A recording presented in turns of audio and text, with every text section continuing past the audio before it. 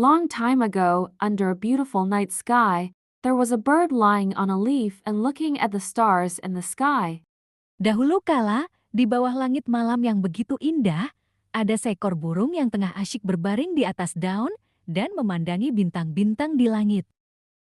This bird was quite unique. When other birds were busy looking for and collecting food, he was only busy looking at the stars in the sky.